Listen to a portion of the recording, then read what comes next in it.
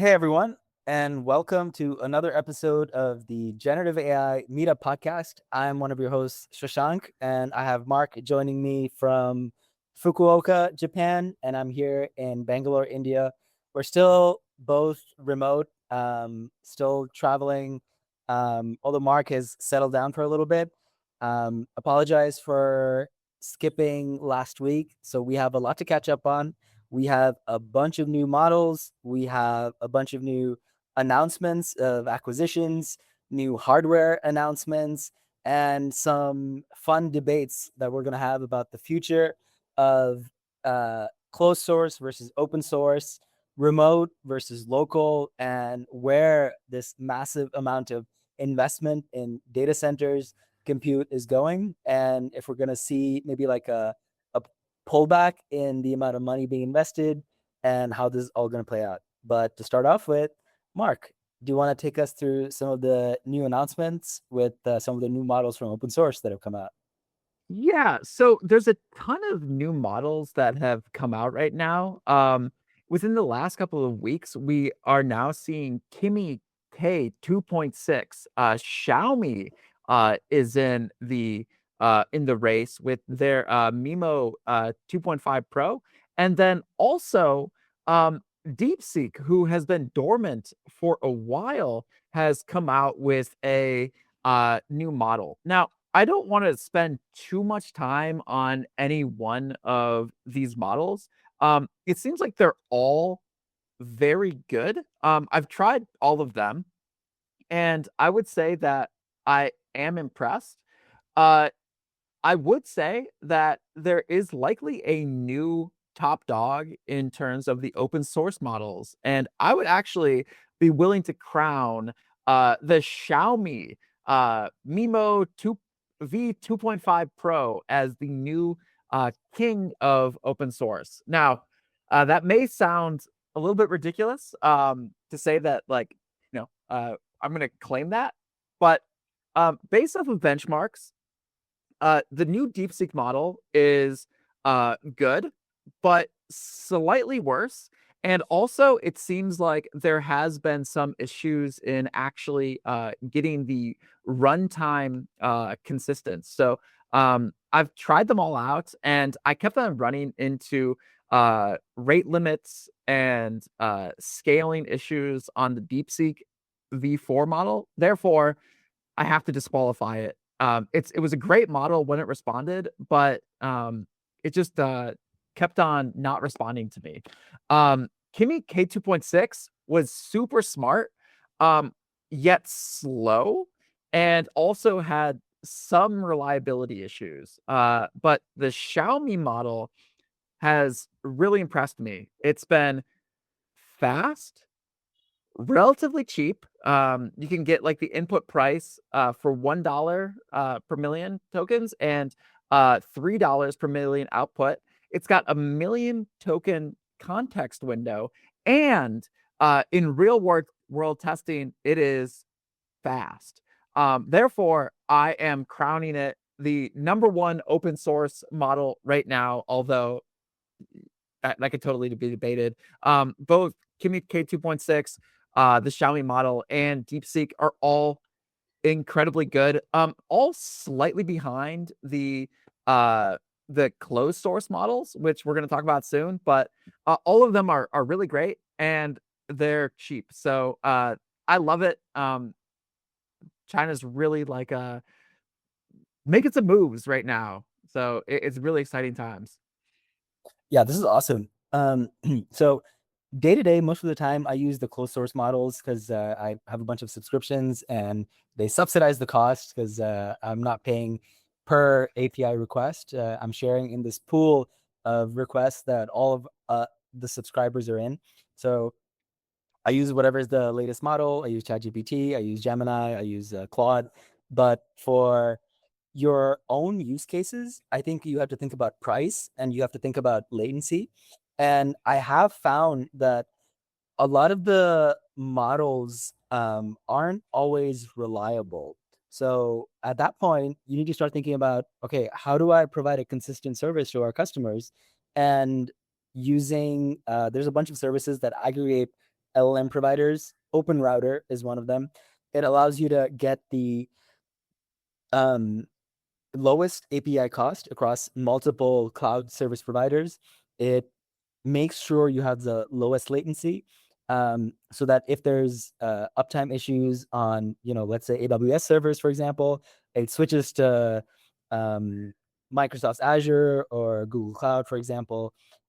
So it starts making sense when you're trying to optimize cost and you don't need the latest and greatest, like the bleeding edge models from the top frontier labs, but these Chinese models that are open source and would allow you to, correct me if I'm wrong, I guess you can fine tune these models too and customize them for your own use case. But I think no one's fine tuning models nowadays. It's all about, even RAG is kind of 2 years ago, and now people are mostly giving these models MCP servers, which allow them to call other services, and giving them skills, which is just creating a folder structure with a bunch of markdown files that allows the models to read plain text and get more context and do more things that is not baked into the model itself. Yeah, so I think there's a lot you said there that we can unpack, but just to set some definitions for those who are unaware of these terms. So Shashank mentioned the term like MCP, you mentioned RAG, and you mentioned fine tuning. So all of these are like kind of similar, but they're all a little bit different. So just rapid fire, RAG is retrieval augmented generation. It's like you can give the model a source of truth of something to look up. So think like I have let's say some source documents, like maybe some documentation. With RAG, the model can basically use that as like a lookup table type thing. So think of it as like, you have like a source of truth document that you want the model to pull from. Uh, uh, MCP is more generic, where it's kind of just like giving any of the models access to tools. So MCP is model context protocol.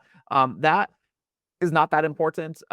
Basically, just think like MCP is model tools. So, for example, maybe you give access to a weather app to say like, oh, the model can now pull the weather in any city. Maybe it can access Google search. Maybe it can access your documents. Maybe it could send emails to you. I've been using like the GitHub MCP, and I've been using the Playwright MCP. So the Playwright MCP is one that can control your browser. So remember, RAG is like looking up documents. Basically, it's basically just like purely documents and like text lookup. MCP is arbitrary, dynamic tools that the model can use, and then fine tuning um, is where you will tweak the actual base model, like the actual LLM, for your particular use case, giving it more additional examples. I think fine tuning, Shashank, like you said, is still important if you have a particular super good use case. But in general, I think that like fine tuning is less important now, just because like these models are getting so smart that they're just like really good. You don't need to fine tune them as much. Anyways, uh, go ahead for what you were saying. Just setting definitions here. No, that makes perfect sense. So moving on to some of the smaller models, and I think this will be a better case for fine tuning, because I really don't think anyone fine tunes anymore. At least not the indie developer, small startup experiments that people are running, because you can get most of what you want out of the base model, because these models are getting so smart. They're getting so good. And what you can do with a simple system prompt engineering, just give it certain preambles as context to behave a certain way, gets you like 90% of the way there. And if you want to get a little further, you can give it some, additional tools with MCP, or you can give it certain skills, which again is like additional, skills, for lack of a better word.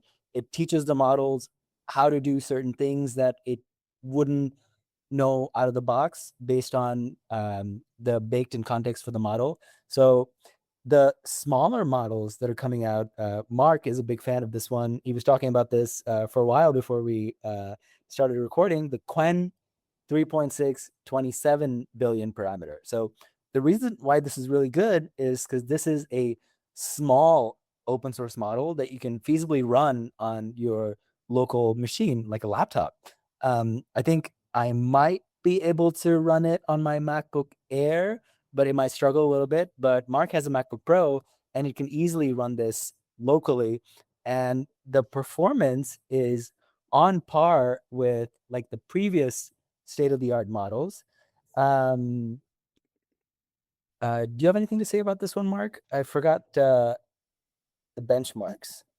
Yeah, so, I have some benchmarks on this, but it looks like you're already, sharing your screen on it. So, the actual benchmarks, I think, are not that important. Um, the real thing to keep in mind here is that we are now at a point where you can actually get good models that are running locally on your computer, at, like, reasonable performance levels. Uh,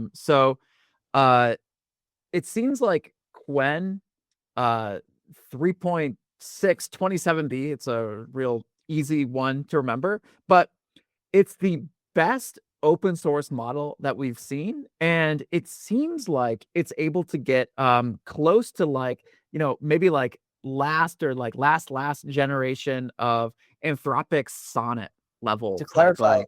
it's the best local open source model.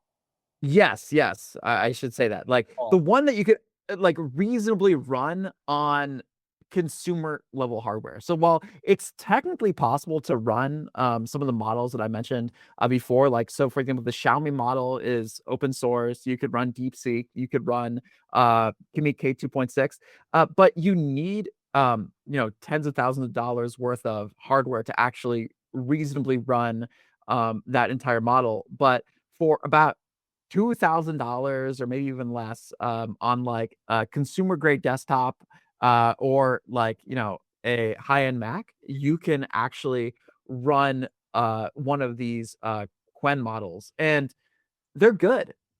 So, um, I, have been, playing around with, it and also, like, the Gemma model, and I've been actually trying to find some, like, use cases. So, like, I think it's like, you can use it for coding. So, like, I tried to do some, like, local coding on it, and it's okay for some one-shot stuff where, I was able to make some, like, basic things, but when I tried to do, some more complicated coding, it really is not like that usable, compared to GPT 5.5. However, uh, if you have like some simpler use cases, it's amazing. So, one use case that I did is, so for those that listening, if you didn't know, we have a Discord server, and there's actually over 1,000 people on that Discord server, who are talking about all kinds of things. So it's, not super active, but if you're listening, you could change that and, go talk on there, and, you get like a few messages, per day. But I was looking at the server, and there was, what you call, a little bit of spam. Um, and, there was, like, all these people just, like, you know, spam me with their, like, crypto projects and all sorts of nonsense, and I was thinking, like, "Man, this seems like it would take a while to actually, like, clean up all these spam posts." So I had, uh, ChatGPT, like GPT 5.5, run and make a Discord bot leveraging. Actually, I used the Gemma model just because it was already installed, which is actually slightly worse than the Quen model, but I had that run, go through all of the messages, mark it as like spam or not spam, and all of the, users that are found spamming, just like automatically deleted the messages and banned them. Gemma 4 was, like, perfectly capable of that. So I think that, it's this types of use case, which is not like, solving cancer. We're not like solving any Erdos problems here, but this is like a real world use case that people can find valuable. It's like, all right, I have a Discord server, I want to regulate it, or like I want to, do some like basic summarization of stuff. Like I was also talking to like the Quen model, and I had a wonderful conversation. Discussing like doing some brainstorming, and it was like pretty smart. Like it was like a good conversation partner for some topics that I didn't want to like have in my actual like ChatGPT history. So for this type of things, like, when you are talking about things that you don't necessarily want to like share with the world, it's great to be able to have a local model that you can turn off the internet and have these conversations. Well, we do have incognito mode in most of these LLM providers now. Yeah, but, like, that's not the same, right? Because there's a big difference between, like, incognito mode where, your partner can't necessarily see what you're saying versus, like, like, what if I don't want OpenAI knowing what I'm saying? Or, like, what if I don't want the government knowing what I'm saying? Like, it's important to have, like, freedom of, like, your own intellectual thoughts, right? Like, I just like, if for example, like, if I read a biology book, um like I don't want like necessarily like, the government knowing that, right? Like I think it's okay to have like, privacy amongst your own thoughts. I think especially in this political climate where there's so much civil unrest, so much conflict between nation states, and like depending on which country you're in, there might be a lot of things that are outlawed that basic humanitarians would say you should have a right to access this kind of information. But to even like scale back and have a very simple use case. Like if you don't have internet, it's useful to have like one of these kinds of models. Like when I'm on a plane, sometimes I still want to code or do certain things and plan out certain things and have a thought partner. And so then I use the Gemma smaller, like really small quantized I think it's like 4 billion active parameter models to run on my MacBook Air. And it's like actually decent. It has reasonable speed and reasonable enough intelligence that I can like just do basic admin stuff and have it summarize, have it consolidate. Um, and like Mark was mentioning, if you have tedious tasks, admin work, like cleaning up spam in your Discord server, this is a fantastic tool. Yeah, and best of all, it's free. Yeah. So you don't have to have a subscription. Like you can just run this offline uh and not pay anybody to use it. So I think like, offline and free. You can have, use billions of tokens if you want to, trillions, and it's not gonna. It's like the only thing you're gonna pay for is electricity, which you're already paying for. And this Uh, is the worst it'll ever be. And another big reason to use this is to use it with your computer use agents like OpenClaw. If you want to give it access to your entire computer and have it run locally, this would be a fantastic use case. For sure, for sure. Anyways, I kind of was hinting at it before, but there is also some of these new closed source models that have come out, namely Opus 4.7 and GPT 5.5, which are clearly the new top dogs when it comes to proprietary models. And both of them are absolutely excellent. I've been using GPT 5.5 heavily, and I am incredibly impressed. I think Shashank, you're sharing your screen on this, like some of the benchmarks. Yeah, I'm sharing the Opus 4.7. Again, I've been using the Frontier models because why not? I pay subscription fees and I get access to all the latest models. So I use it for all of my side projects and anything else that I'm curious about. Um, we talked about, did we talk about Mythos last week? I think, or last episode. I think we briefly touched upon this. This is supposed to be their super all powerful model that can discover 0-day vulnerabilities in virtually every piece of software. Um, but this is also a behemoth, a literal behemoth, both in terms of size, compute, cost, and it's just not feasible to use for an individual or even an enterprise. So what they've given us instead is a small iteration on their previous model, which is a small spec bump. I mean, it's not trivial. It's uh, big single digit percentage bump over the previous model, and OpenAI didn't want to let this slide. I feel like every frontier lab is just like uh, getting the next model ready to announce it as soon as their competitor releases something. So OpenAI shortly after released their next spec bump model, which is again single digit percentage points, but it's not trivial. It's really good. All the reviews have been really good. I've been using this. It does seem to perform much better at code, and somehow we can feel it. A few percentage points is enough where you can feel that it is doing better. The tasks that it kind of used to give up on, it used to get stuck in, is no longer the case. And one particular thing for both of these models, yes, I believe both of them are a little bit more expensive, if I'm not mistaken. But what it makes up for is token efficiency. So the yeah, so I don't know if it mentions it, but both of these models are more token efficient. And what that means is, while before, if you issued any of these models a request, you would have seen it thinking for several minutes and getting stuck in very basic loops. It's like, oh, I have to remove spam in this Discord server. Let me check the Discord server. Okay, I checked the Discord server. I need to remove spam. Okay, let me see the messages in the Discord server. Looking at the messages in the Discord server. Okay, I need to remove spam from this message in the Discord server. So it's like it just repeats things over and over again, wastes a lot of tokens, which costs you API. It fills up the context and just results in a lot of noise. And so what a lot of these newer models are improving upon is that token efficiency. It's able to solve the same task with significantly less tokens. And I personally think that's my big takeaway for these next spec bump of models.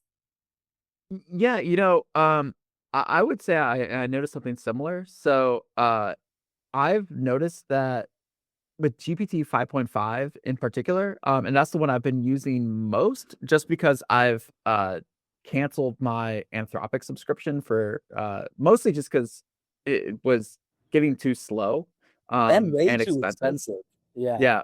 I think price per dollar for for the subscription, GPT-5 or like the OpenAI subscription gives us, I want to say like four times more than Opus ballpark.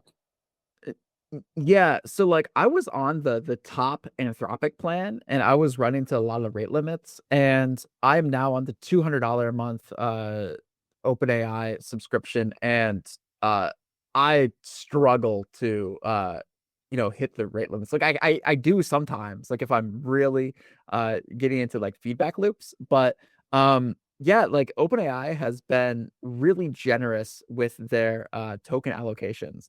But going back to what I was saying before is I think that what I've really noticed is OpenAI with like the new Codex model, it's been really good at running long running tasks. So one task that I gave it was I said, okay, go through the GitHub issues and then just solve them one by one.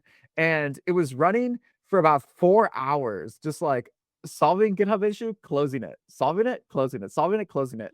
Now that was amazing, that it was able to do that, although, it was kind of my bad that a lot of the GitHub issues were out of date 'cause, I just like some of the issues just, like, weren't good on my end. So it was like, it was doing it and it was solving it, but, I forgot to close some, like, old issues and some of them I didn't really, word too well, but then, like, it solved it, so I was like, "Alright, well, now I gotta undo a lot of what was done."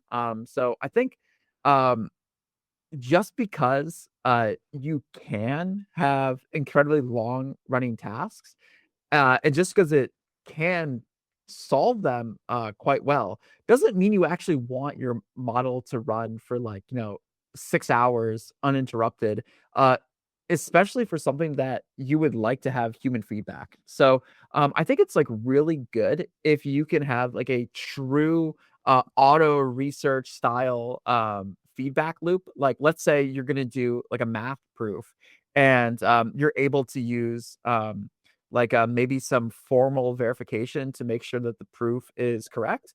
That I think it's completely fine to have the model run for like a week if you wanted to, right? Or like if you're making like a C++ compiler where you have like really, really good test cases, that might be completely fine to run for a week. But if you're building something that like you actually want to have some sort of like a creative control over, so like if you're trying to like design like the UI of something, that might be something that like, yeah, even though the model could hypothetically keep on iterating and provide its own feedback, sometimes like you just want to like put your thumb on the scale and design it the way you like.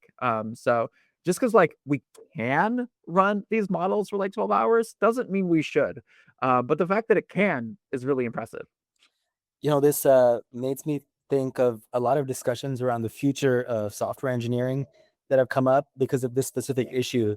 Um, we are not able to run these models in like YOLO mode, permissionless, just have them do whatever they want autonomously for long periods of time because we're trying to fit them into this human centric model of software development. The whole software development lifecycle was built around humans, and we're trying to force AI into this workflow, and we're we're only realistically able to manage maybe 2 to 5 instances of an AI working on the code base while we monitor what they're doing, going back and forth until we lose track of what it's doing. And so this kind of makes me want to share this blog post from OpenAI. I don't know if you got a chance to read this one. They call it Symphony. It's their new workflow for trying to integrate AI and make it like an AI first development um, culture. So taking a step back, instead of asking Codex, Claude Code to tackle a specific problem, fix a specific bug, implement a certain feature, they're just like, we shouldn't be micromanaging these AI agents as interns. We should just take a step back, act as TPMs, and manage the bug or task list in Linear, for example, which is a task management system which allows you to list out bugs, tasks, set timelines, and their hypothesis was that we're wasting a lot of time trying to micromanage these coding agents. So why not just give them a better environment and give them more autonomy and have us manage the task list? So while before the the things that they were their workflow was managing all of these codex sessions by themselves, the obvious bug fixes that they would manually go in and fix with codex, and there's like this quad of different kinds of issues that they can work on. Well specked out major features. They would like pair program with the coding agent. Small bugs with non-obvious solutions, they would also pair program with a coding agent. And then like exploratory work, they would go back and forth, like Mark was mentioning, iterating on the design where you need real human feedback. But after implementing this like asynchronous pipeline where they're in charge of creating the task list and specking out what needs to be done. And then as soon as that task is defined, a coding agent just picks it up and fires off a VM to run, test, fix, deploy, and merge that code. And with that, they're able to automate everything. And the only thing that they really do manually is the exploratory work where they really need that human feedback. So I think this was like a really interesting article. I would encourage those who are engineers working in like software teams to kind of read this because I was encountering this with my own job and my own team at Google, and we've been brainstorming how to solve this. And this is like a really good solution from OpenAI. Yeah, I mean, I haven't read this particular article, but, I think this is a unique and good way of, going about the problem. I think that, like, kind of at a meta level, the thing that is hard about software, in general, not even about like AI programming, but I think what's hard about software is, oftentimes like we just don't know what we want to build. And that's why, things like agile exist, right? Where oftentimes like in traditional software, you'll have 2 week sprints where you'll build something, say like, I like this or I don't like this, and then you'll just, build something else in the next 2 week sprint. Um, and I think that, like, while we can, automate a lot of the, development process, I think the thing that is still, in my mind, like, kind of an unsolved problem is, like, how do you figure out, on, like, amorphous tasks, like, what to build next, right? So it's like, if you're trying to solve, like, a math proof, like, that's really clear, like, what the end result is, right? I think that's, like, incredibly clear, right? But, like, if you're building, um I don't know, like a SaaS application, or you're building, like some website where you're, iterating on the product, like, oftentimes, like, you don't actually know what you want the end result, to look like, right? So, like, oftentimes, like, people will build something, have users try it, the users will struggle, and then you have to go back to the drawing board and then, redo it. Now, I think that, like, we eventually will be able to, automate that more, but I think that, like, that's the hard thing about building software is, like, figuring out exactly what you wanna build. It's not always, like, writing the code, but, like, you know what they say, "The best code is no code." And if you could just get by without writing code at all, and finding like a better way to do that, it's better. Like as Elon Musk says, right? Like oftentimes, like the best part is no car part, right? Like why do we have like a door handle on the Tesla with 47 moving components when we can have like two moving components and make it work uh better, right? And I think that is something that a lot of people miss is like, all right, great. You can now write like a trillion lines of code, whoop de doo. But like, what if the user would have just been better off just like with a notepad to write down their ideas as opposed to some sort of like, huge task management app with, AI and everything like that. When they could just like, pick up a phone and call somebody. You know what I'm saying? It's like I, I, oftentimes, I like, we're over engineering these things. I do know what you're saying in regards to code, and I have heard the saying the best code is no code because you don't want to over engineer things because the more code you write, the more complexity you add to a system, the more overhead you add, the more you have to manage it. But like the analogy of this, the car is a complete opposite. Um, uh, I I've had a Tesla for a while, and I just hate the lack of buttons because you can't do anything. The latest Tesla, they removed the stocks. I can't even change gears without like trying to find the swipe up button in the screen.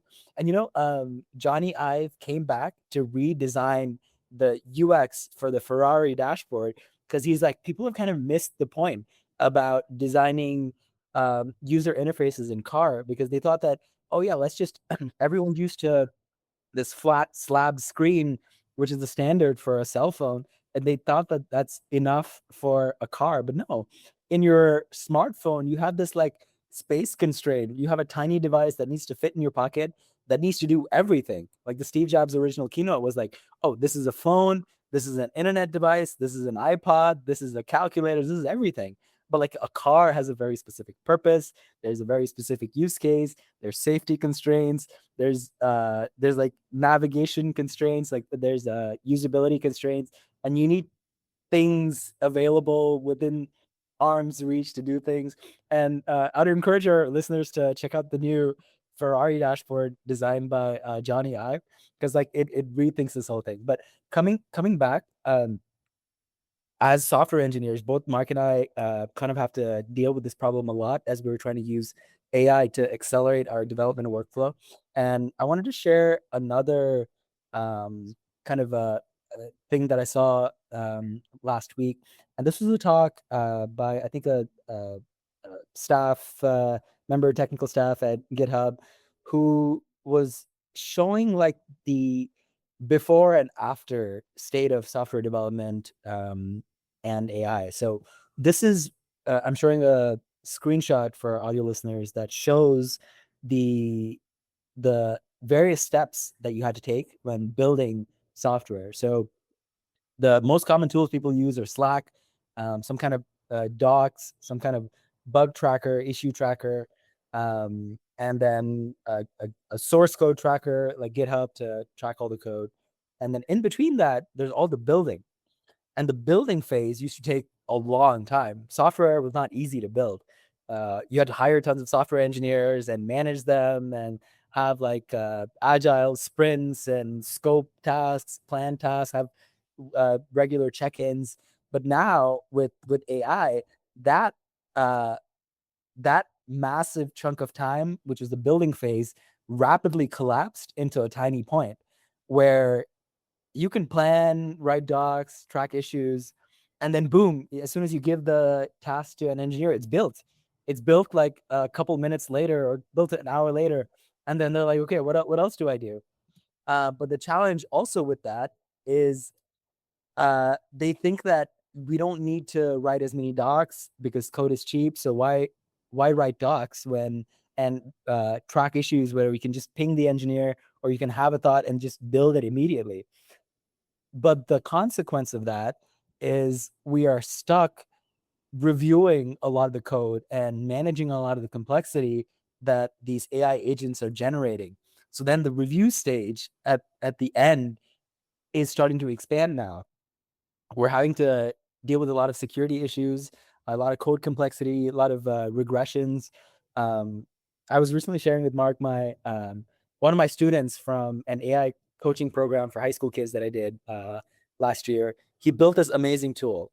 One of my old managers, when I was an intern in college, like 10, 15 years ago, he built this entire app, complex SaaS enterprise app, which has um, 50 different functions and lots of different tabs, lots of integrations.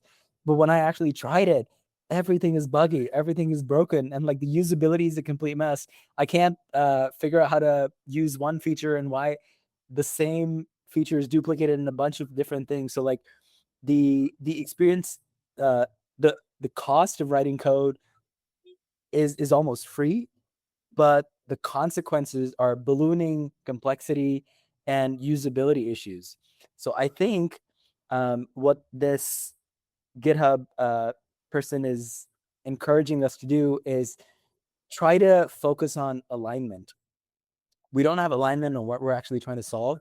And we need to surface all of these documents, these chat messages between our teammates to the AI agent and embrace like an AI first software development lifecycle where it is able to understand the context, align on our goals before we start to build. Because each time you open up a new chat window in Codex, you're starting from scratch. And that's like a real problem going forward. That's it for my rant. Yeah, I think you mentioned a lot of really good points there, right? And the alignment of these models is important. And I think that when it comes to just to kind of add on to your example of uh, lots of growing complexity, I've noticed that as well. So I think it was last episode, I was talking about how I started having a lot of feedback loops in order to develop my software. And I've actually had to pull back on some of the feedback loops because I found out that I was writing so much code that oftentimes, like, as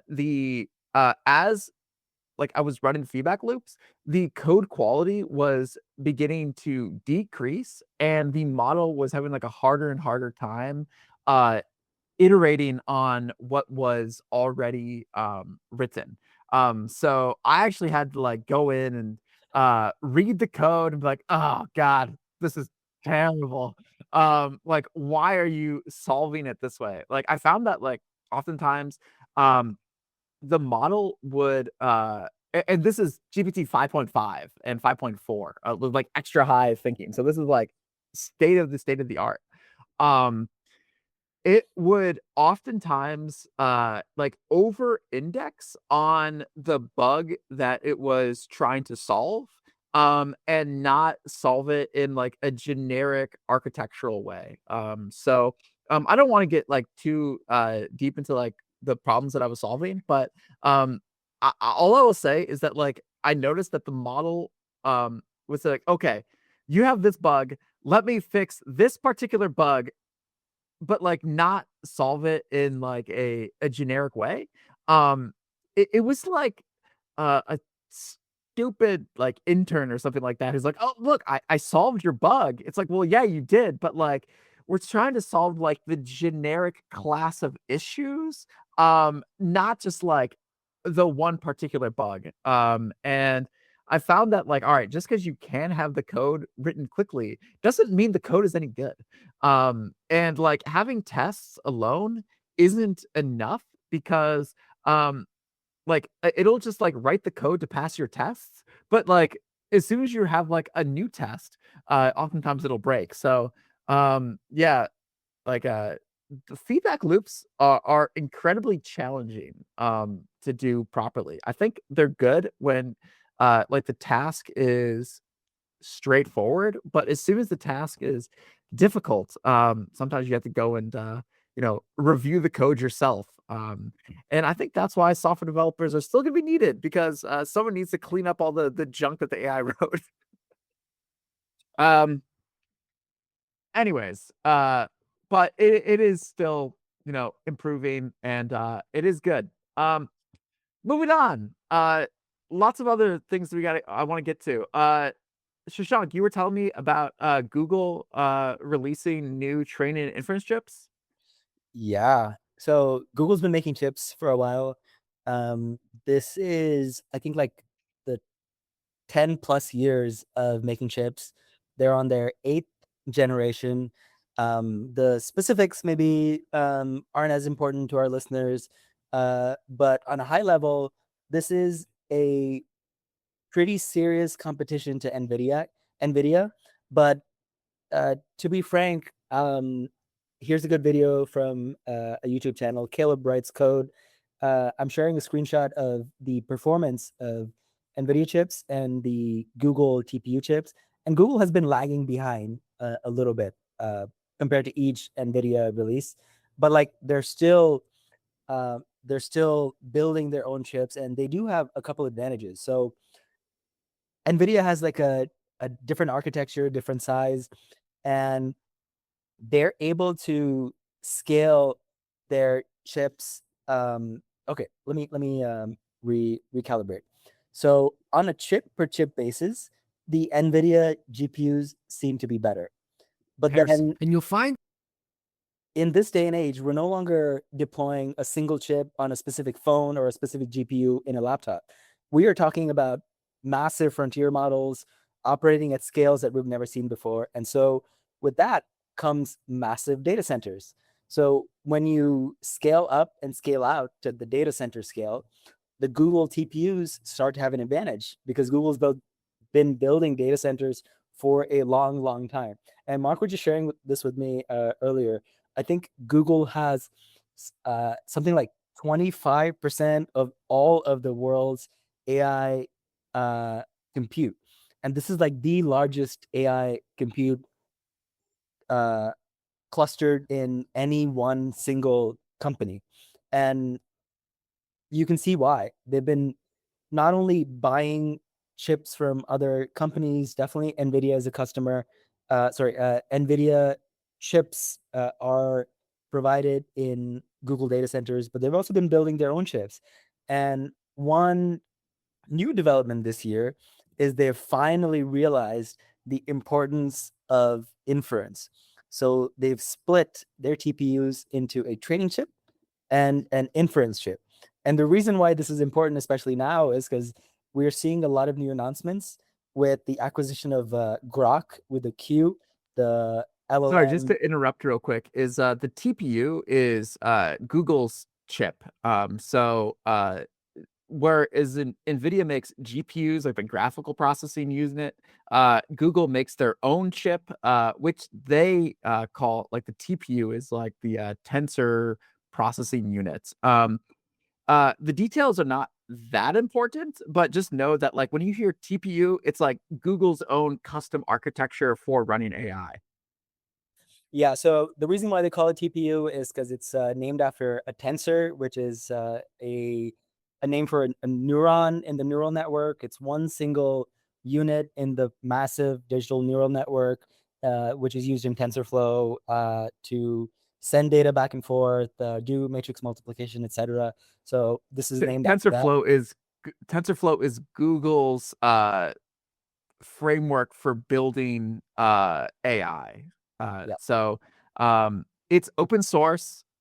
It's I think some people use it, like anybody can use it. I think it's like secondary in popularity to PyTorch, but there's like a few of these libraries that people use to make AI models, and TensorFlow is one of them.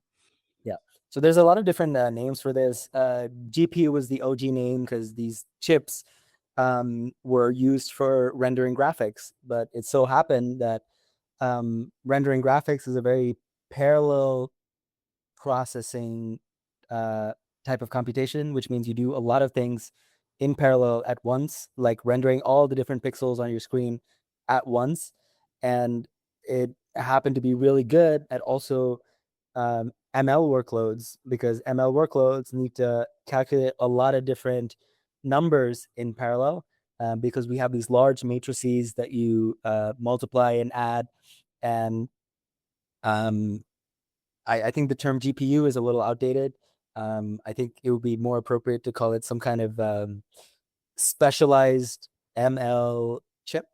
But each company has their own branding. Grok with a Q had the branding LPU, which was the language processing unit. But the high level was a lot of companies are focusing on inference because yes, these companies are building larger and larger models, but more and more time is being spent by the consumers using all these models at scale. OpenAI has close to 1 billion users. I think Gemini probably also has similar numbers. Anthropic is going up there in usage as well. And we need to really focus on optimizing this specific workload of inference, which means to use To the query the model. to query the model, to ask questions and get a response. And this is a fun diagram that shows the difference between like training and inference. Um, Again, the same video that I shared earlier. It just shows in kind of like a multi-axis um, uh, diagram what things are important for training. And the things that are important for training are the number of nodes. Yeah, so sorry for the audio listeners. Shashank is sharing his screen and showing a graph, and it's just breaking down the things that are important. Anyways, go ahead.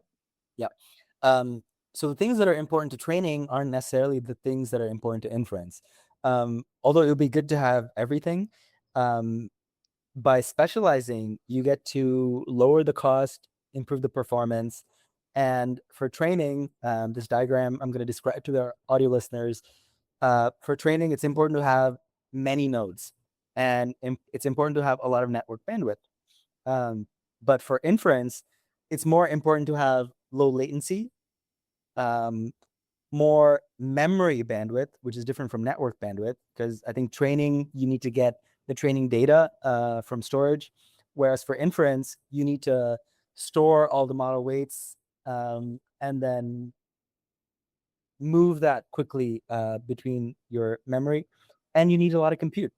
Um, so by splitting the architecture, they're able to focus on this and compete with specialized inference chips like Grok and also Cerebrus, which has recently filed for an IPO. We have a really good friend who works at Cerebrus, and I'm happy for him. He's finally gonna be able to cash in on a lot of his hard work, and I'm excited to see a lot of these inference providers, because I think it just benefits everyone going forward. It's gonna lower the price, improve the speed and performance overall. So I think this is good news for the industry, and hopefully this results in cheaper models going forward because it's going to be cheaper to train. It's going to be cheaper to run and query the models, and it's going to be faster, lower latency, and just better overall. Yeah, going back to what you said about the Google TPUs, right? Is I think what's really kind of like Google's one of their main competitive advantages is they are one of the only companies that owns the entire full stack, right? So like OpenAI, Anthropic, they have to rely on other people's hardware, to develop the compute. Like, OpenAI doesn't make any hardware. I mean, maybe they would like to at some point in the future, right? But, OpenAI is, giving billions of dollars to NVIDIA, right? Same thing for Anthropic. Anthropic is, using NVIDIA GPUs. I think, if I'm not mistaken, Anthropic is also using some of Amazon's custom hardware. So, like Amazon has their own TPU competitors called the Trainium chips. But regardless, like OpenAI, Anthropic, these major research labs, even XAI isn't making its own hardware yet. Although it seems like Elon Musk does want to make his own hardware, but In Google space. yeah, he wants the data centers in space, and, I think he wants to start making, like, his own, chips as well. I think he wants to compete with TSMC, which is all the power to him. If anybody can do it, he can do it. But Google has been working on these TPUs, far before, like, AI was even popular, right? So they have, like, probably at least like 10 or so years of developing the TPUs, and they've optimized like the hardware and software for their use cases. And like, well, it's true that you can do something similar with like NVIDIA and CUDA. Well, it's like it's not yours, right? So like DeepSeek, they were able to do a lot of um CUDA, like low-level CUDA programming, which is like NVIDIA's programming language for getting the most out of their GPUs, right? Um, but the thing is Google has already done that, right? Like Google has some of the smartest people in the world developing the hardware and the software in a completely full stack manner. So if anybody is going to succeed from this AI race, I think it's gonna be Google. So like a lot of people, they're saying like, okay, like the money's in OpenAI, the money's in Anthropic. Like I personally think that the company that's going to win is Google, because if you look at Google's actual like balance sheet, like financially, they have not a ton of debt. They have tons of money coming in from other uh like revenue streams. Like OpenAI and Anthropic are just pure AI labs that don't even have like a clear business model outside of selling the model. Google can show money through ads, and they've done it for pretty much since like the inception of their company, and they have billions of users. So like Google can afford to spend some of their profits on these AIs, and they don't need to raise money from outside sources. So whereas like OpenAI and Anthropic have to just like continue to get like the next round from investors, like Google could just like use some of their free cash flow and use it to um just like invest into their hardware and software stack. Like Google invented the transformer, and I think they're going to be the ones that potentially win this AI race. Like, I don't know, but I think that, like, I would not be surprised if Google ends up being, the ultimate winner here. And I think that, like, OpenAI would like to be the next Google, but do you know who already, is, like, the top dog right now? It's Google. As, like, Arnold Schwarzenegger likes to say, it's true that, oftentimes, like, the dog who is in second place, may be the hungriest, right? Um, but the top dog, when he wants the food, it's already there. He just eats it. And Google is kind of the top dog when it comes to AI right now. I love that all this is coming from you, an ex Amazon employee, and not a current Google employee. But I'm really happy to hear that, and I completely agree. I've been saying this for the last few years. It was hard initially when ChatGPT was at the top, and the initial Google models called Bard were just not up to the mark, and everyone was very disappointed.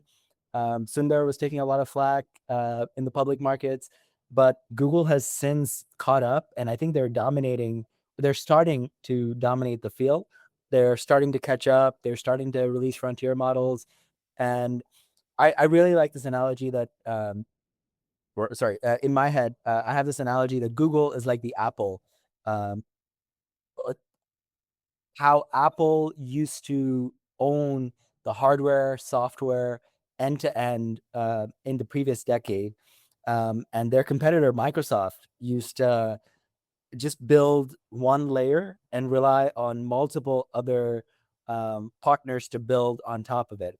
And so I think a similar analogy can be said for Google versus NVIDIA, or Google versus OpenAI.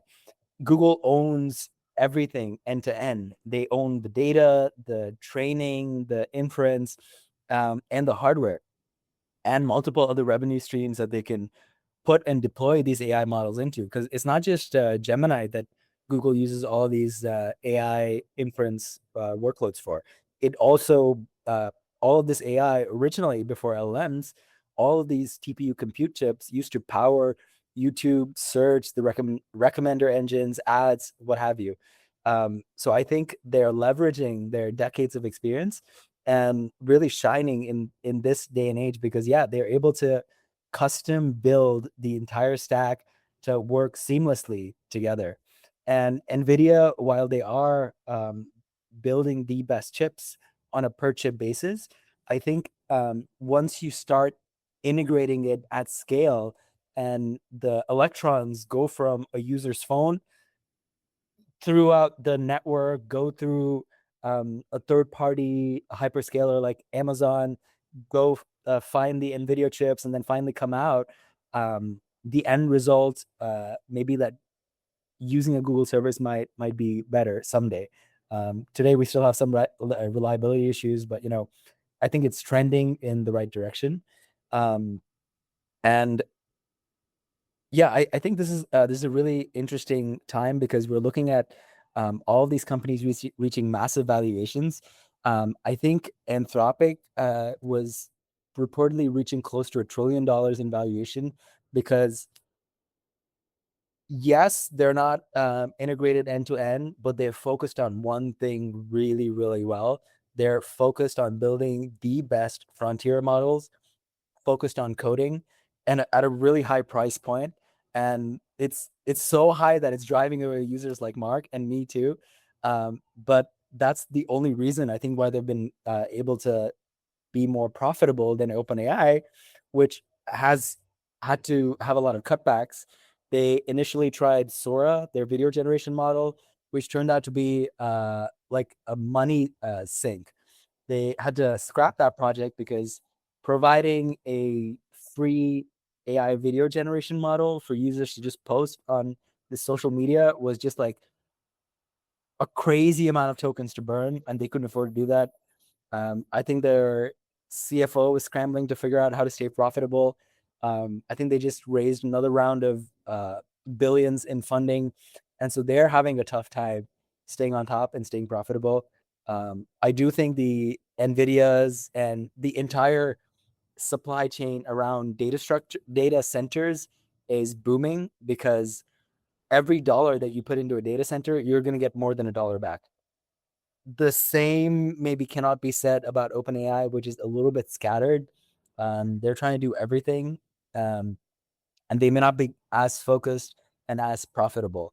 Um, but Google is lucky enough to own the whole stack and able to optimize, and they may be able to weather some of these research bets that are not as profitable compared to OpenAI, which is still a startup, $1 trillion company, but still a startup, and they need to focus.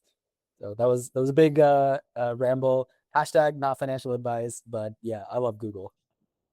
Yeah, I think that like a lot of positive things can be said about Google. Like Google Also, has they just very released unique. their earnings report, and their double-digit growth in the last consistent double-digit growth in the last 11 quarters or something, up 20 something percent for what So it's worth. like I don't want to seem like too much like a Google fanboy, because like I've never worked there.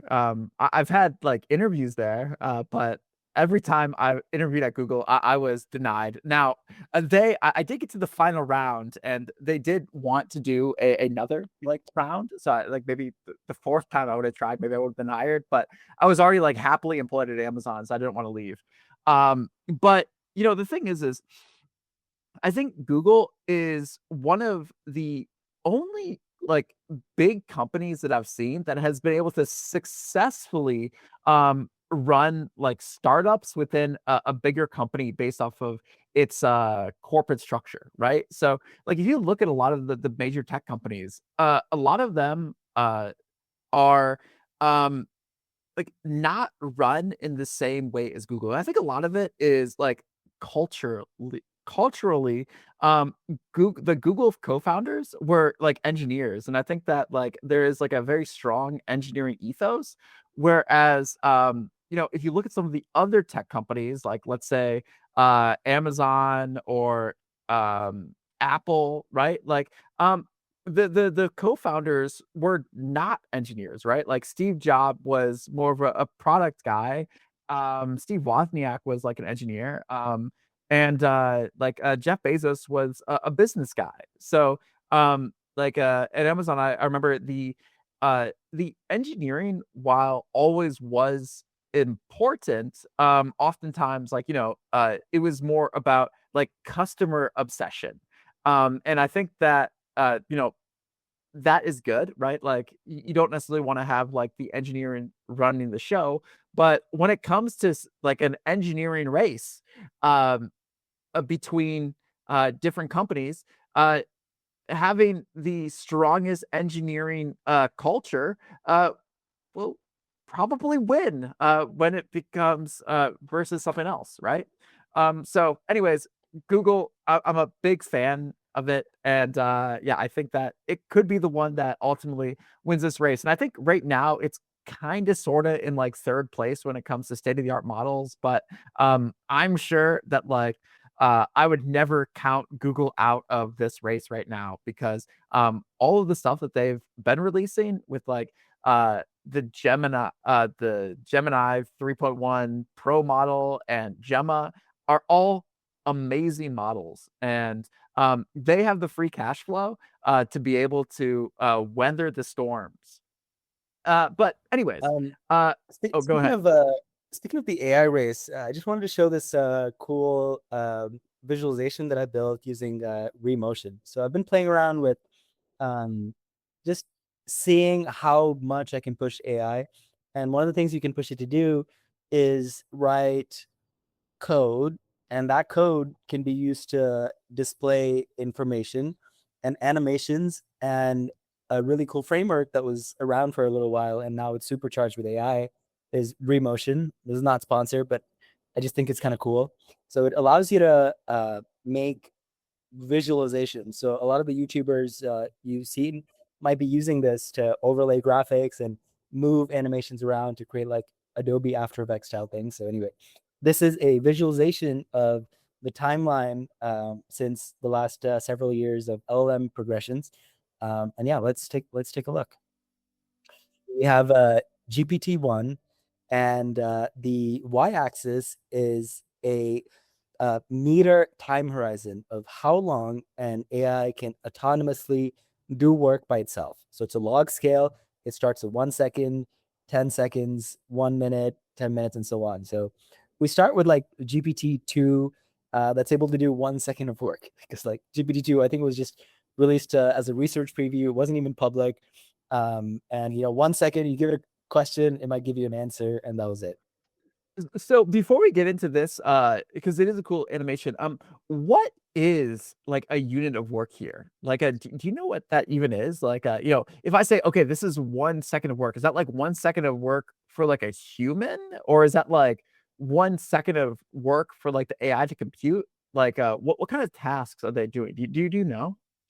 Yeah, that's a good question. I think it's pretty subjective, but here, excuse me, Meter has used their own definition of task completion. So, in terms of a time horizon, they have, I believe, how much time it would take a human to do this task. So, answering a question is about 20 seconds or so. Counting the words in a passage is maybe a couple minutes. Finding facts in a web is like 10 minutes. Training a classifier is close to an hour, and so on.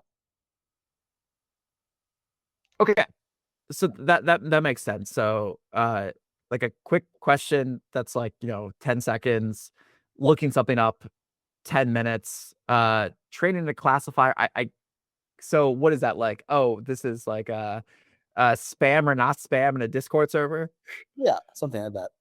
Okay, and then what is this? For 10 hours, they say this is train adversarial robust image model. Uh, I I don't know what that means, Yeah. but okay, sure. So increasing complexity. So all right, yeah, Increasing complexity. So yeah. then we have GPT-3, which is able to do like 10 seconds worth of work. Then we get some improvements from Google, which is like their Palm model. And then we have the big breakthrough, which is ChatGPT, which is about able to do a minute of work. That's a minute of work is what really shook the world, just for context for all our listeners. Then we have just like rapid progress, rapid fire in the short time between ChatGPT, which was released in 2023. We get GPT-4, we get Claude models, we get open source Llama models, we get like the first Gemini model, and then we cross from a minute to 10 minutes in about a year, and we keep steamrolling. Bunch of new competitors come in. Grok comes on the scene. Claude Opus starts leading the state of the art. We get a bunch of different naming conventions from OpenAI with their O3 models, O1, 4.0, and then we get a consolidation again with GPT-5. But as you can see, it's like I feel like OpenAI is playing this game where they just want to be the top of all of these benchmarks. And so as soon as a competitor releases something, they're like, all right, let's ship whatever we have, whatever training run we're on, just polish it up and like dump it out there. Let's get on top again. Yeah, it makes me wonder if OpenAI is maybe sandbagging its models. Like, maybe it's possible that OpenAI has like a thing that could actually do like I don't know, like a year's worth of work or something that they're just like holding on. It's like, oh, Google released a new model. All right, yeah. Oh, Google can do like 2 days. Yeah, we could do 3 days. Yeah, I'll show you, Google. Haha. It's like in an auction. "Yeah, I can do 2 days in 1 second. Yeah, I want to be at the top." Yeah, exactly. And so fast forward to today, again, no surprise, GPT 5.5 is at the top. But there's a lot of other competitors. But the summary here was GPT 5.5 can do about a full day's worth of work. It says 12 hours, but most of the frontier models can do a full day's worth of work. So this is really impressive. A long way since we've come. And I want to fast forward to um, a prediction what the future is going to look like. Um, Based on the historical progress, it seems like the models are doubling every 7 months.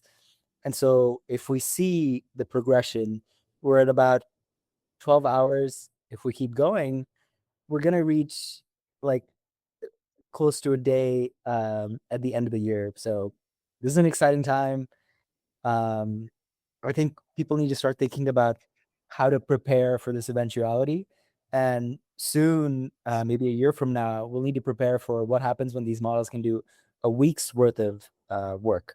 So we're gonna have to change a lot of our workflows, the harnesses that we provide these models, and just lean into the fact that these autonomous agents can operate more independently and do things by themselves without having to micromanage them. Yeah, I think that's actually a really good point. And I've found with my own programming is oftentimes the less I tell the model to do, and the more I just like let it run independently, and not give it too much structure, the better it does. And like the more structure I try to give it, oftentimes like the worse it is. Cause like these models are just getting so smart that like you don't really need to tell it to do a lot. And I've had to, refactor code many times. But you were mentioning Remotion. I think Remotion is a great product. But for those listening, Remotion is good at one particular thing. Remotion is incredibly good at making animations through code. So, like, if you want to make a fully synthetic video, that's not like AI generated video like Sora, but, is like an animation based off of like maybe some sort of like real-time data feed. So think like you wanna make a video of, like the current weather or, like what Shashank did, make like an animation based off of like benchmark numbers. Remotion is very good. If you have actual video that you filmed, I encourage you to use NovaCut, which is the tool that I've been working on for the past year. So NovaCut AI is a tool that you can use to replace your Premiere Pro, your DaVinci Resolve, your Final Cut Pro. You can upload all your footage and have it edit the video for you. So while Remotion is great for animations, it's better than what we currently have in NovaCut. NovaCut is far better if you want to, edit your travel vlog, your vacation footage. You don't want to think about anything.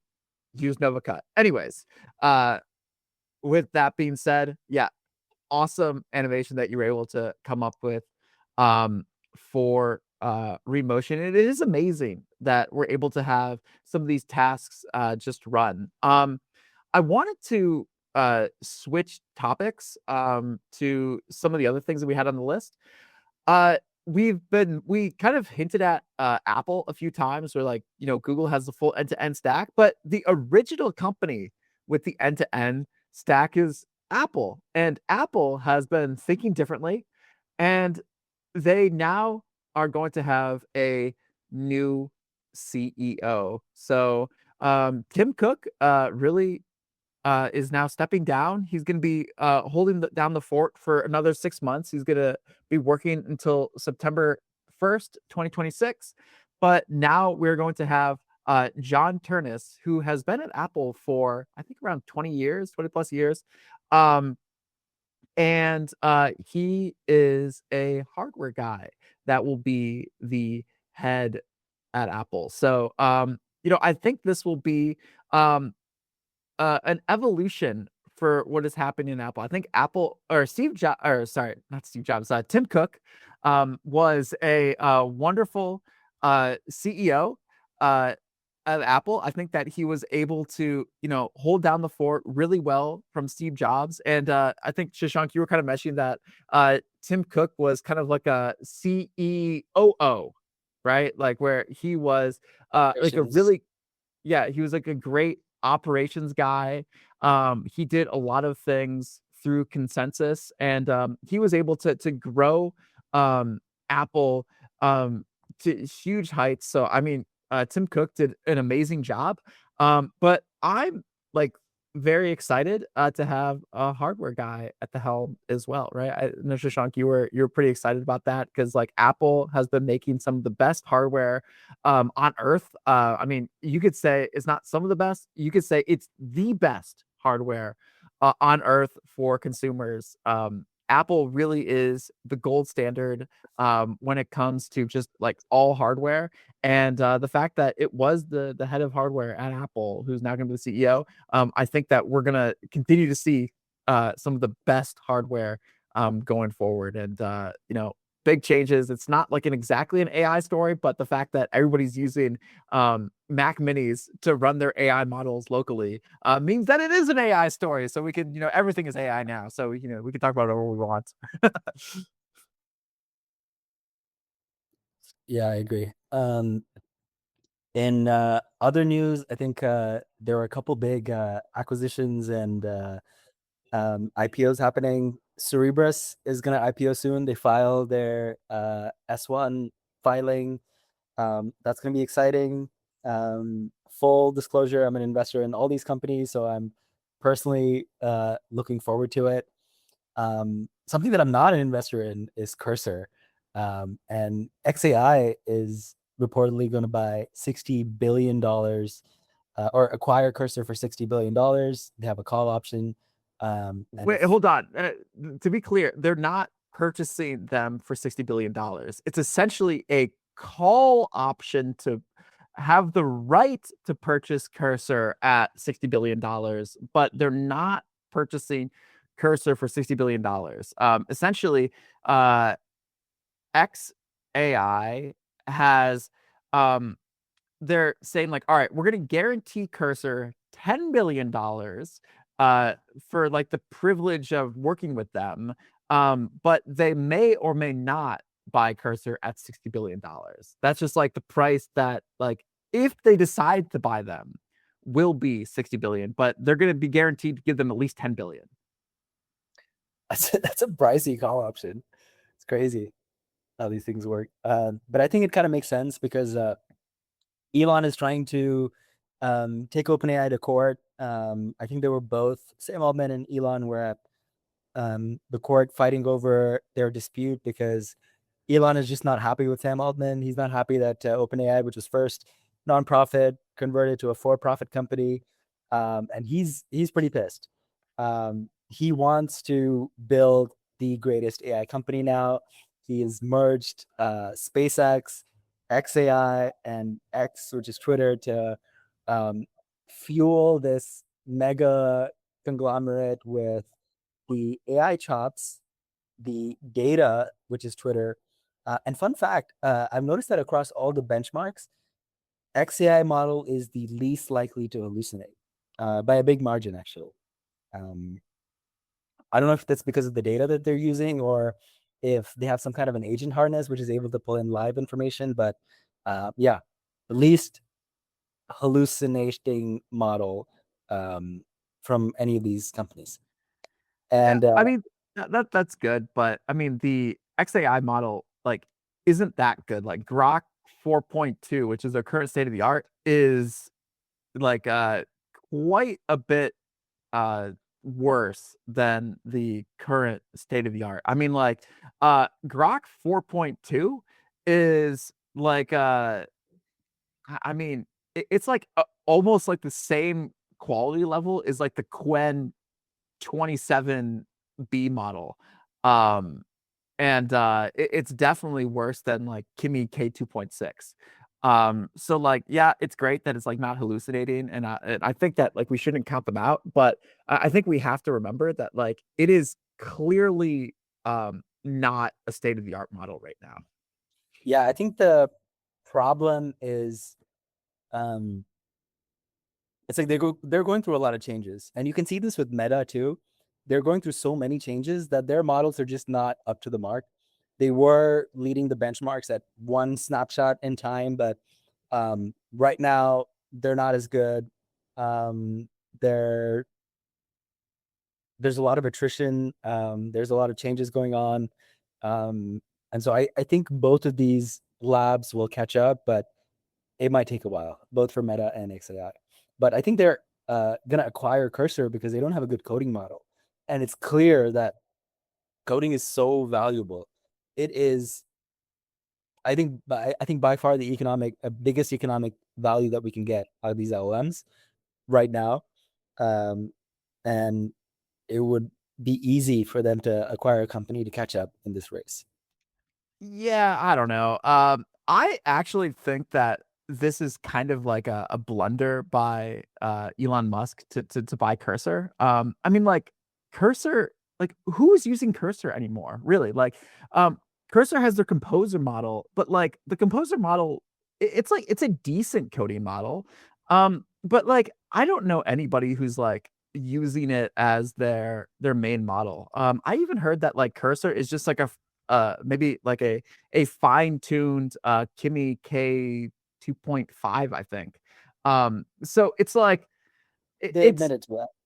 yeah, so it's like not even like an amazing state of the art model. I mean, like it's good, and I guess like Shashank, you were saying nobody fine tunes anymore, but I guess like if you do fine tune a model, you could sell to XAI for $60 billion. So I guess it's worth something. I'm almost salty that I didn't build Cursor because I was toying around with the idea like probably about a year before even Cursor was building my own AI models. But what are you gonna do? You can't win them all. But I am a little bit I guess it's true. I am a little bit jealous of Cursor because like this feels like something that like I was playing with before. But the thing is like yeah, Cursor is a nice thing, but like it's like they didn't really build anything that like revolutionary, right? Like they forked VS Code. They made some nice, UI on top of VS Code, but like they just took like what Microsoft had built and they didn't build their own AI model. They just forked one of the Chinese models and fine-tuned that.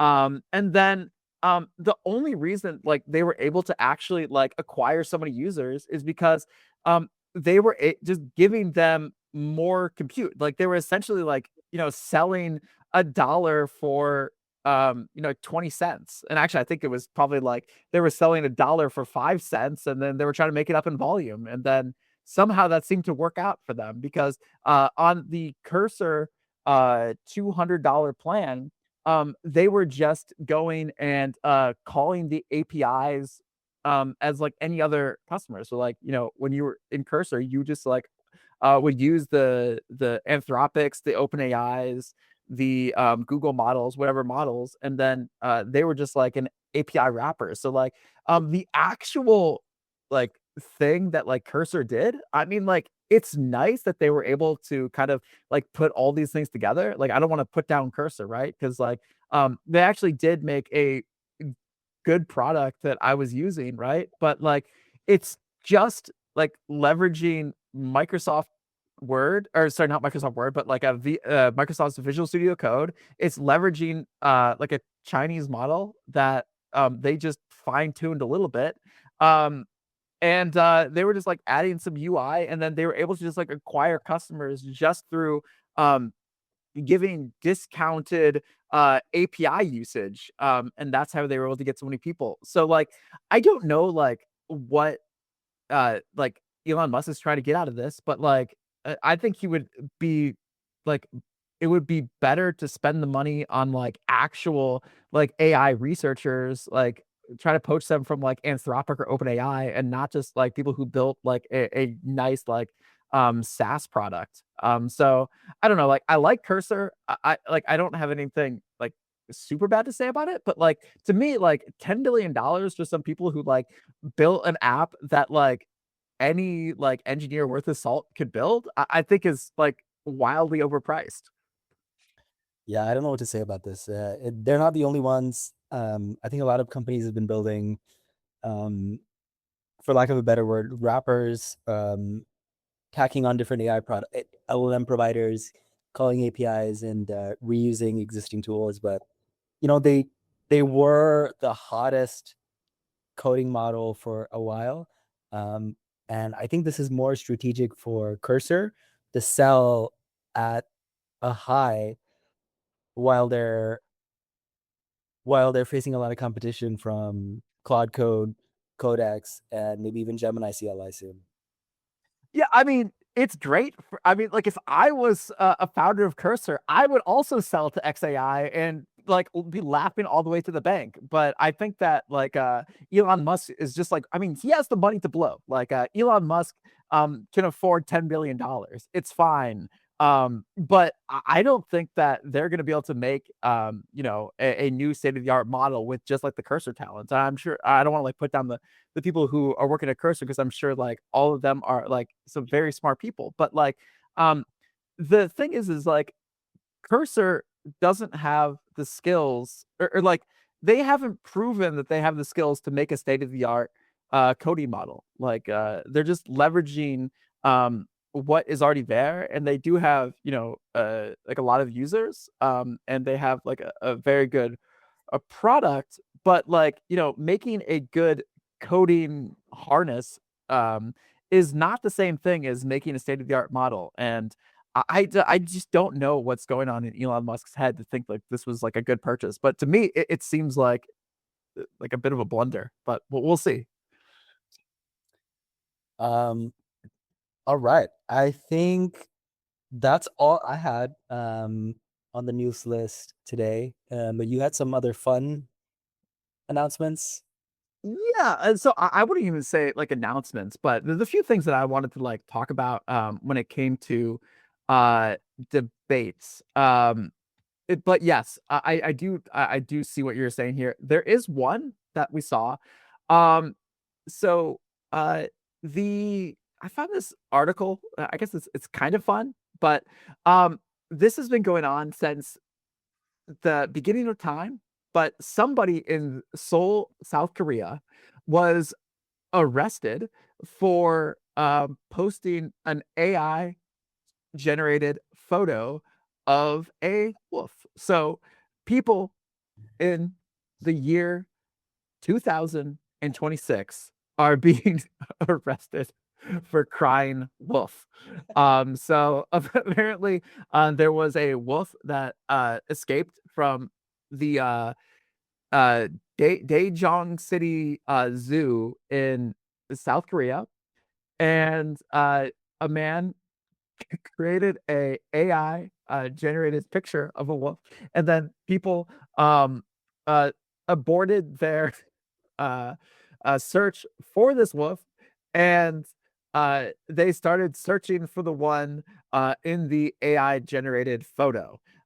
So the man who cried wolf in the year 2026, the 40-year-old unnamed man was arrested for this fake photo. So, um, not like a real news story, but I just thought that was kind of funny that in this year, uh, children's stories are still very much relevant to have a boy who cried wolf.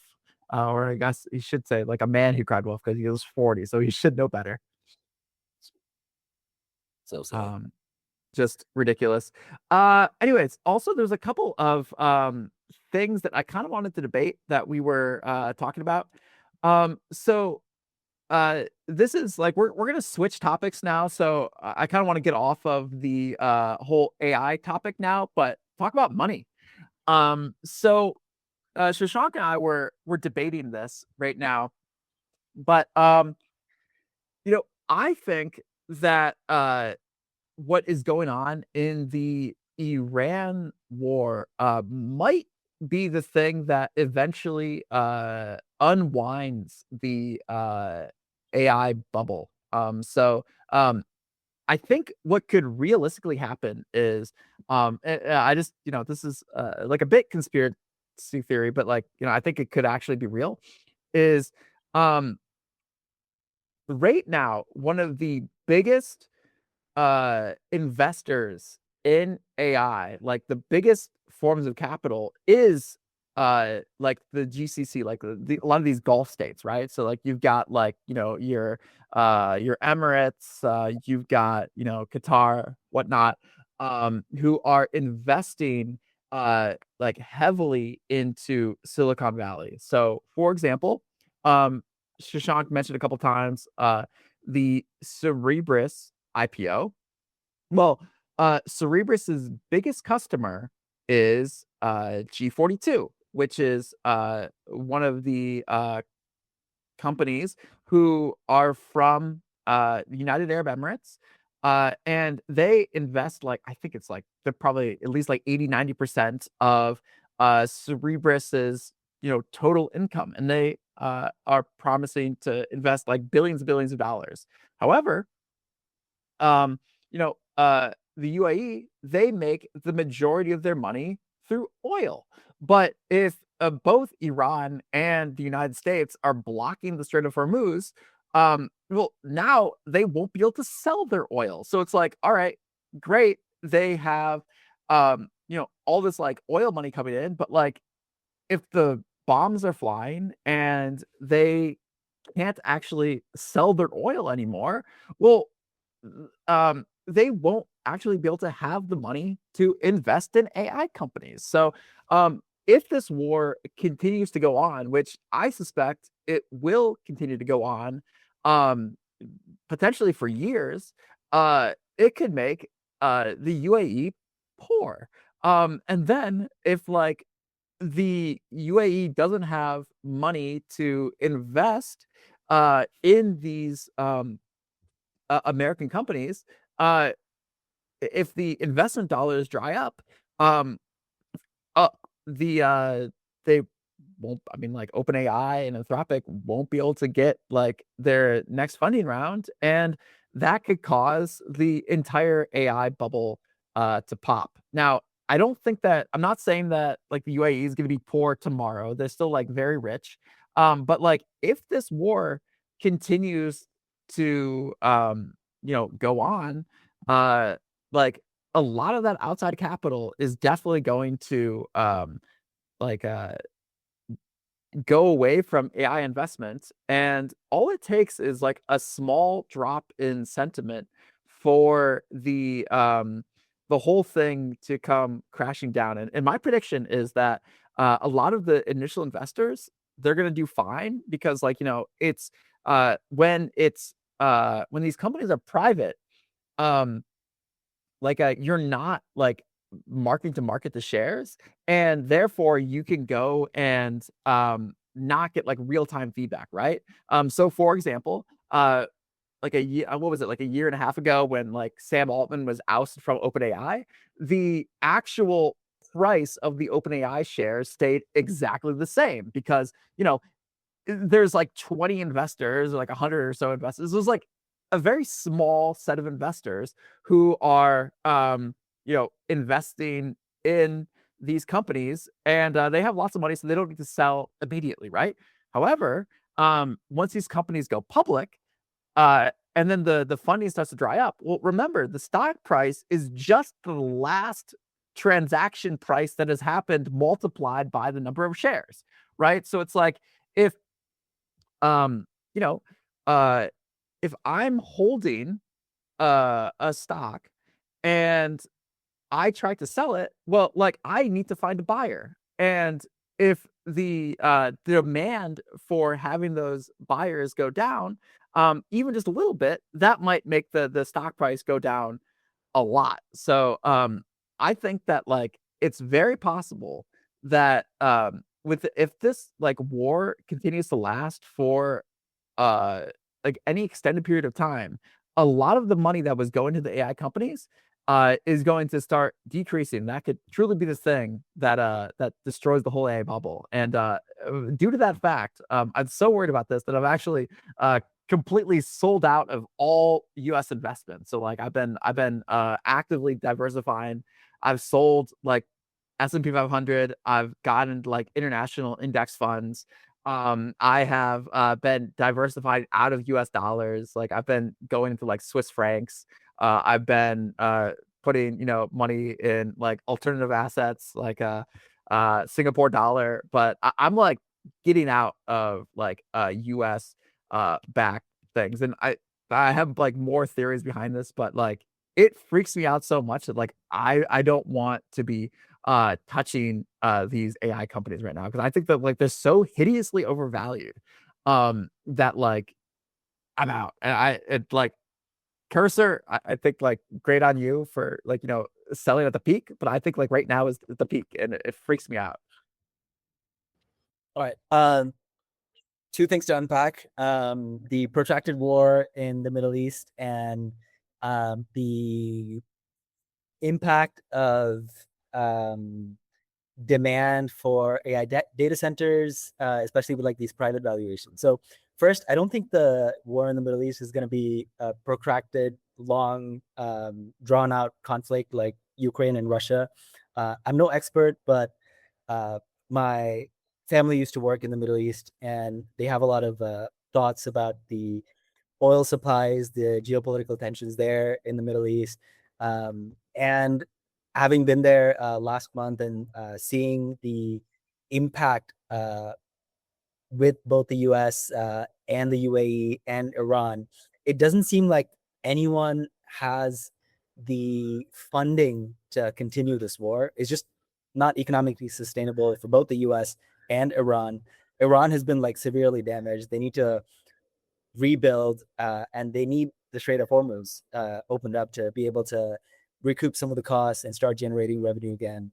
And I don't think public sentiment is in favor of this protracted war on the U.S. side, and so I just don't think this is sustainable. But setting that aside, I think the data center build out is the number one thing that we can do as a species to further our civilization, because we have, you know, by some metrics, we've already reached AGI. We have reached some point in history where these models are able to like do meaningful work. As I was showing in the chart, they can do like a day's worth of work unsupervised. So every dollar that we put into building data centers, we're going to get some value out.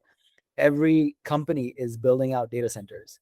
The amount of data center spend has doubled in the last 2 years, while before that it was just shooting up maybe like a couple percentage points every year until 2024, maximum double digit, low double digit percentage growth.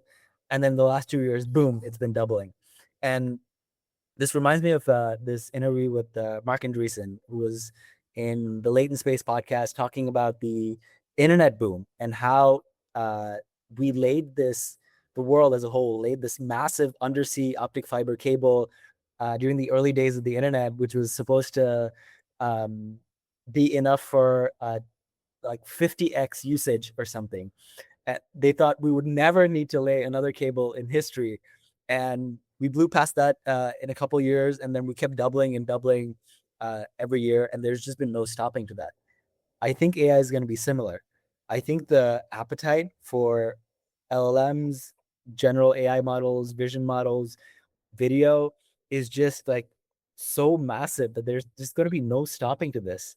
I think companies are going to keep building out data centers, labs are going to keep building out models, and they're not going to be any stop to this. I went to the Middle East and spoke to some folks working in um, M40, which is like the medical arm of G40, and they were talking about how the Middle East is very forward thinking um, in terms of adopting AI for medical use cases, because it's also a small nation state. They can opt in every single citizen to share their genetic information, their medical data, centralize all the records, and like run medical uh, focused LLMs to provide useful insights. And they're doing that. And I think that's going to continue. I don't think this is going to set them back drastically. I do think they're going to take a hit in terms of like the oil revenue, because it's going to take a while. I was having some discussions with my uncles and parents, because they worked in this. They still work. They still work in Abu Dhabi, and they were talking about how to rebuild some of the infrastructure for the pipelines that have been affected, or the processing plants that have been affected. It'll take like 5 to 10 years or something. That's going to happen, but I don't think they're going to slow down. That's Yeah. my take. So, you mentioned a lot of things. I think that, like, we don't know, if the war will be, protracted. I There's think I probably think there's poly market odds that we can look at, yeah, I'll like let the you look for wisdom of that. the crowd. Let me, make an argument for I think it could be protracted. Um, and I hope it's not. I really hope that, like, it ends tomorrow, right? Or, like, it stops now. Uh, and I know that there is, like, a little bit of a ceasefire, but the thing is, you know, Iran has, like, 90 plus, million people, and they can afford to, keep this, war going, right? Like, they have are using, like, very asymmetric warfare, right? So, they are able to effectively keep the Strait of Hormuz closed just by, like, through mines, right? Like, the United States doesn't have any minesweepers. It was asking for some minesweepers from people, but, like, the thing is like, they just need to keep enough fear around going past the strait to make the, people sailing in the ships, uh, not want to go through, right? Because it's like, it's not military people who are going through the strait, right? It's regular people, and I could tell you that, like, if there's any chance I thought that my ship could be blown up by a mine or shot at by anybody, I'm not going through. And the insurance rates to go through the strait are incredibly high. And like all it takes is like one drone or like, one guy to say, like, hey, look, we're gonna go and shoot at you for going through for them to keep the whole thing closed. And like the GCC countries, like the Middle Eastern countries, are able to still get money because like a lot of the shipments of the oil hasn't even been delivered yet, right? So it's like my understanding is that like these boats move incredibly slowly. They move about the speed of like a Schwinn bicycle, and so it might take like 5 6 months for the oil to actually reach its intended destination. Um, but, like, the the new ships aren't going through. So either these other countries are gonna get their oil through somewhere else, or they're gonna get their oil through the strait, which, like, no ships are really going through right now. And I think that there's, like, a poly market or there's, like, some people tracking, but, like, the actual number of ships has, like, slowed to a crawl, and it's also very expensive. And I think that, like the United States, has only promised like a ceasefire right now, but I think like in my mind, they're probably just like reloading, for what they are continuing to do, right? Like I want the war to go end quickly, but like I think this could easily turn into like another Vietnam or Afghanistan where it's just like gonna keep going and going and going and going because like at the end of the day, you have to get both Iran and the United States to agree to stop the war. And like Iran may actually end up being like huge beneficiaries to this because if they can charge ships to go through, um, they might be able to make a lot of money. And I don't know, if the United States has like enough political will, and they've been like Congress has had the opportunity to stop the war, but they have approved more funding um, to the military to continue to spend. So I don't know. I'm not like a expert on this, but I think like it could go on for a very very long time. Because it's kind of like a game of chicken where no one wants to be the first one to let up, and I don't see the United States saying like, "Hey, look, we want to stop this," but who knows? Who knows? That's that for like the protracted. But then the other thing that you mentioned with the the data centers turning into like the infinite money glitch where for every dollar put into a data center, it's making a lot more money. And I think you're right. Like the demand for tokens will continue to increase. But I think what I'm unsure about is will investing in data centers actually continue to get like a positive ROI? And I think the thing is I'm unsure if that's the case. So for a couple reasons. One is only around like 5% or so of ChatGPT users are actually paying users, right?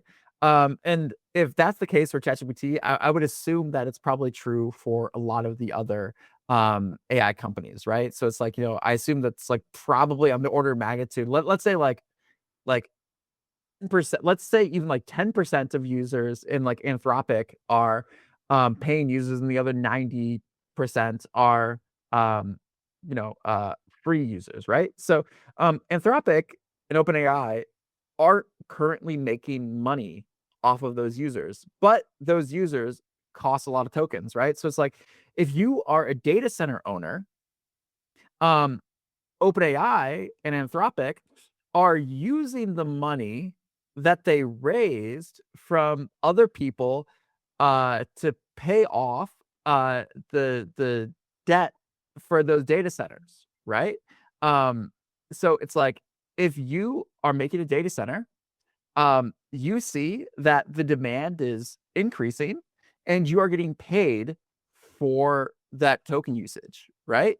Great.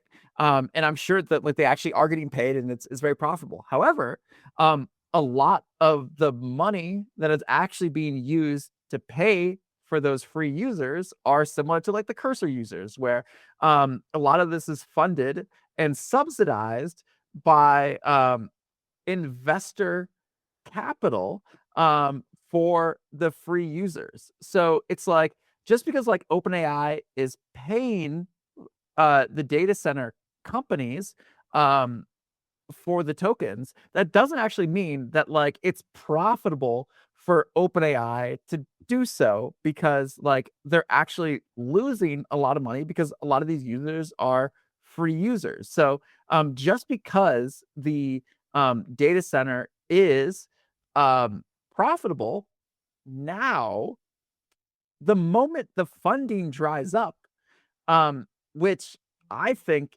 it will, because of the war in Iran, and because like it's not profitable. Like the funding will dry up as soon as these companies go public. So it's like Anthropic wants to go public this year. OpenAI wants to go public soon. And the thing is like once you're public, you're not doing private rounds where you keep raising money, right? It's like going public is a one-time cash injection that gives liquidity to all of the initial investors, but it does not um, uh, give you any additional money after the initial IPO because you just sold all the shares. Now, they hypothetically could like OpenAI wants to go public, Anthropic wants to go public, they can maybe take on more debt. Maybe they could issue more shares, but a lot of investors don't want to further dilute their shares. But at the end of the day, it's like OpenAI, Anthropic are going to go public. That is a one-time initial injection of capital. But then once that money dries up, um, if they are not profitable by that point, they won't have enough money to pay for the data centers. And that's it. Like if you don't have enough money to pay for the data centers, the money glitch goes away and the whole thing comes like unwinds, and the people who invest in these data centers will lose a lot of money because like the people who were paying won't be able to pay anymore. And also like the fact that these like local models are getting so good, um like a lot of people just say like, well, I don't want to pay $20 to OpenAI because that's too expensive. Like Gemma 4 or Gemma 6, whatever, will be good enough for me. And like right now it's only on a MacBook Pro, but like soon and very soon, like you're gonna probably have like a Gemma 5 or Gemma 6 running on your cell phone, right? Like that's gonna be local and it's gonna be good enough for most people. Um, it'll be able to run your Discord bot, and like the only people who are gonna want to pay for like the top of the line state of the art model are gonna be like people like us who are like the software developers, like making the companies are like, uh hardcore research, right? Like I think that like the people who are going to be paying the open AIs of the world, the Anthropics of the world, are going to be the same types of people who are paying for like your crazy supercomputers now. Like they're maybe simulated the Big Bang curing cancer or solving things, but like you're trying to make your Discord bot or like making something um that like rises like your Gemma 5 or Gemma 6 model running on your phone will be good enough. So yeah, and like if the outside money isn't coming in because like a lot of the US allies are getting poor, like through the Iran war, no one will win and the AI market will like trash. So anyway, that's what I think will happen. I hope I'm wrong, but that is I think like very realistic scenario. Did we keep track of any of our predictions last year? Because I think we should keep track and check in like a year from now. It'll be interesting to see what happens because I'm still very bullish on all the AI stocks, all the semiconductor chip manufacturers, the data structure build out, data center build outs. Um, so Yeah, I don't know. I guess it makes for interesting listening because with like both like have polar opposite conclusions about like the same data. Because I think like we have been going through this journey together, and I think that we agree on more things than we disagree. However, we completely disagree on like the state of the market. Like you're like a perma bull, and I'm like a pretty optimistic guy. And I think like AI is going to change the world for the better. Just like I think a lot of people are just gonna lose a lot of money in the bubble pop, like financially. So I think like two things can be true, right? Like it can be true that AI will change the world and you know completely disrupt things and make like a positive utopia. But the thing is like if you follow the trend, um AI models are becoming smarter but also smaller and cheaper. And if you follow the trend, they're going to be very small and free. And it's very hard to make money from free. So like I know that the demand for tokens will increase, but it's like if the tokens are free, it doesn't matter. Like, where does the money come from? Like, nobody will pay for it. So I think that like OpenAI's best case scenario is they can become the next Google and just show ads, and then the advertisers will pay. And I think that's like probably best case scenario. But like, I think that this whole thing where people are going to be paying for the model will be the minority of people. And like right now, it's like 5%, but I think like in the future, it's probably gonna be like 1% of people who are actually willing to pay for the state of the art because like the model that's running your phone will just be good enough. I don't know, man. I think humans have figured out how to put water in a bottle, package it, set an expiration date, and sell it, even though water is free. I think there's also Jevons paradox, where if something gets cheaper, people are going to use it more. Um, and just because we have a a free alternative, that doesn't mean people are not going to want frontier level intelligence, which is going to keep getting better. If I have the choice between paying like $20 a month for Einstein level intelligence or like free for um, like an intern, I would be happy to pay the $20 for Einstein. Um, I, I I think maybe both can be true. I think usage is going to go up all around. But maybe let's check in at the end of the year and see how we're doing on our predictions. All right, yeah, we'll see, we'll see. Yeah, I know we made a prediction episode like what was it, like a year ago or something, We should check in. uh, which I haven't looked at, but we should maybe try to do another prediction episode where we break down like our actual prediction, like what was right, what was wrong. Because I've been predicting like an AI crash for like the last like year, and it hasn't happened. Um, so you know, it could just keep going up. I don't know. But all I know is that like I do not have enough confidence to put my own money behind it. However, I know you've been investing in all these companies, so I hope it works out because I wish I would have invested in Nvidia like a couple of years ago because I would have made a lot of money, but instead I didn't. I wish I went all in on SanDisk when my girlfriend and I were in China and saw that the USB memory sticks were twice as expensive, but it's okay. Here we are. What are you gonna do? Um, but yeah, I think that's actually there's one other topic that I wanted to mention before we wrapped up. I was doing my own research and I think what's really interesting is how quickly Chinese models are catching up. So I was looking at the AI trends tab on the artificial analysis page. So let me share my screen. Where's oh, here it is. So I was looking at, some of these graphs here.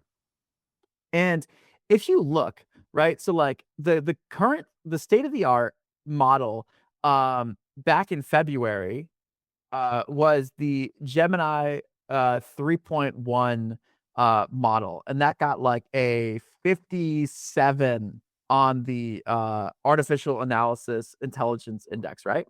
Um, Now, if you look at like the top uh Chinese model, um, it is Kimi K2.6, which is at like a 53. So after like about um 2 months, we're like the state of the art Chinese models are kind of approaching the state of the art model 2 months ago. And if you go like just a little bit farther back, right? Like if you look at GPT 5.3, with the extra high thinking, which was the beginning of February. So that would be about it's like now like almost May 1st is April 30th, right?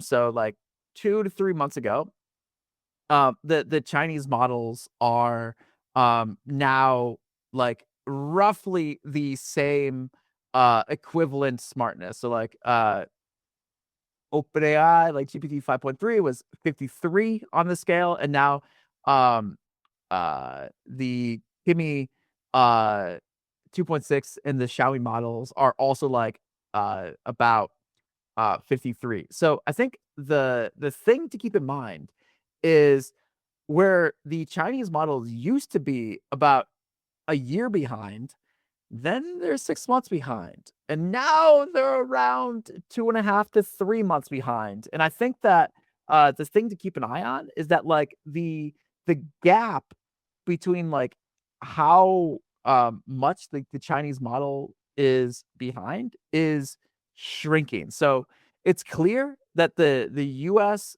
AI labs are currently the top dog, and the Chinese labs are behind, but the time that it takes for the Chinese models to come out with something, just as smart is decreasing. So, like, right now, the top dog is GPT 5.5. So, if this holds, it's probably gonna be about 2 months before, the Chinese labs are able to create something. So, if it's May, it's probably by, like, sometime in, like, mid-July, I would anticipate that we're gonna have a model that is, um, a fraction of the price of GPT 5.5, um, but it's gonna be, an equal level of intelligence. And, um, Shashank, you were saying before that, like, people would want to pay for the Einstein level of intelligence, but if you're only 2 months behind,